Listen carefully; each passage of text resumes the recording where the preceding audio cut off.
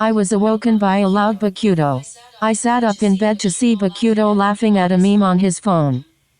I'm sorry Akashi, I didn't mean to wake you up. Anyways, look at this meme Kuru sent me. He was as excited as ever. I don't know how he had so much energy at 7 in the morning. I'm not even sure what the meme was about because Bokuto was shaking a laughing while the phone was in his hand. He had been one hell of a guy. He was always so energetic and he always had a wide grin on his face.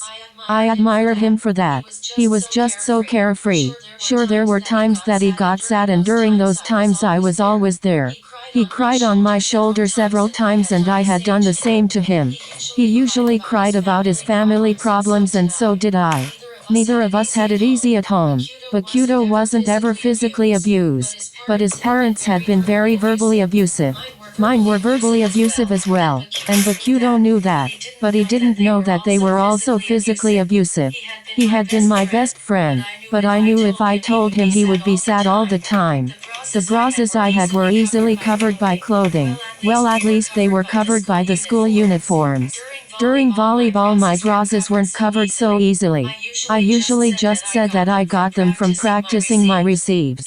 Everyone believed me too.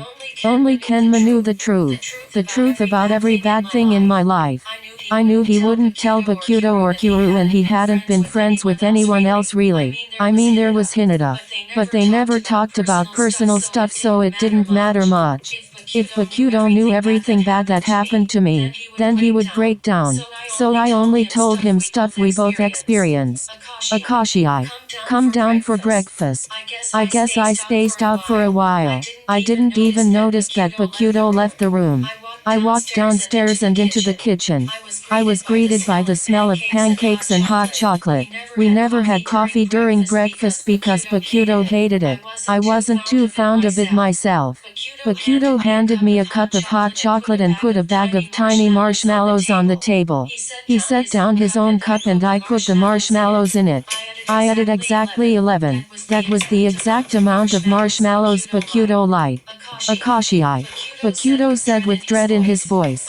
I just stared at him while he continued to speak. You've been spacing out today way more than you usually do. What's your problem? Are you okay? I couldn't tell him what I had been thinking about. I couldn't bring myself to tell him that I might have feelings for him. He knew me so well and I knew him well too. He brought me out of my shell day by day and I appreciated that. He was amazing. Hello? Earth to Akashi. Shit, I spaced out again. Sorry, I'm just thinking about school and volleyball. You're caught up in all of your classes, right? He looked at me with a wide grin like always. Yup. Only because of you. You're so smart, Akashi. I don't know how you do it. He spoke with a mouth full of food. I liked how he never treated me like an underclassman. In the beginning of our friendship I talked to him respectfully and treated him like the upperclassman he is. He always got mad at me for stuff like that.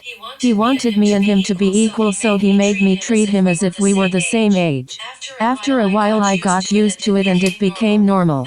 Akashi, can we go to the gym and practice today? I wanna practice my super cut shots. He always spoke with excitement. Yes Bokuto, we can go to the gym, but if you become emo then we're going straight home. My words made him begin to pout. Why do you and the team say that stuff? Of course Bokuto whined, but I was used to it. I just laughed, and then he ran upstairs to change. Bokuto ran into the gym with a bright wide smile on his face. His eyes gleamed with happiness. Akashi, toss to me. I did as he said, over and over again. I said and he hit. He never got bored even if it was the same thing over and over again. After about 3 hours or so I told Bokuto it was time to go. But Akashi, I don't want to go. Even when he whined like a child he was still so cute. I know Bokuto, but we have to eat lunch and go home. We'll eat out today, I have some extra money on me. There it was again, that big smile with a sparkle in his eyes. God, did I love that look so much. We walked to the small cafe by Bokuto's house. Bokuto ordered us 2 hot chocolates and a plate of rice balls with chicken and beef. Whenever we ate out he ordered for the both of us. I never complained. He knew what I liked and I wasn't much of a social person, so it was a relief not having to order. Akashi, we've got to get you a girlfriend. You never talk about girls and you said you've never had a girlfriend. I stared at him with a blank look on my face. I don't want a girlfriend, Bakuto. You haven't had one either, so maybe it's time you get one. Saying that broke my heart. I didn't want him to get a girlfriend, but I knew he wouldn't want to date me out of all people. Heh. I'm gonna pass on that one, Akashi. I have no desire for girls. Just volleyball. He leaned back and put his foot on the table. I gave him a look and he quickly took it off. Once our food arrived, Bakuto quickly grabbed a small plate and put some food on it. He ate fast like always. Slow down, Bakuto. If you eat too fast your stomach will hurt. Don't care. The food is really good. He always talked with his mouth full. I don't want to hear you complain when I stay tonight. Then his eyes gleamed and he got way too excited. Wait, you're staying again? Yay. I slapped my forehead in disappointment. Bakuto, we already went through this. Since your parents are gone, I'm staying so I don't have to be home and you don't have to be alone. It bothers me how he forgets almost everything. Oh yee. I forgot. Sorry about that, Akashi. Even with a mouthful of food his smile had been there, and man was it amazing. We ended up leaving not too long after we got our food. Bakuto ate fast and I wasn't super hungry. Akashi, can we go to the gym tomorrow? It was really fun today. Bakuto asked a bit pleadingly. We go to the gym every time I stay. Even if I wanted to say no, you'd force me out of the house. He looked at me pretending to be mad. Fine then. We don't have to go, he said, crossing his arms. It would have been believable if he could actually keep a straight face. I just smiled because he had been so cute. Akashi, you've been smiling a lot today.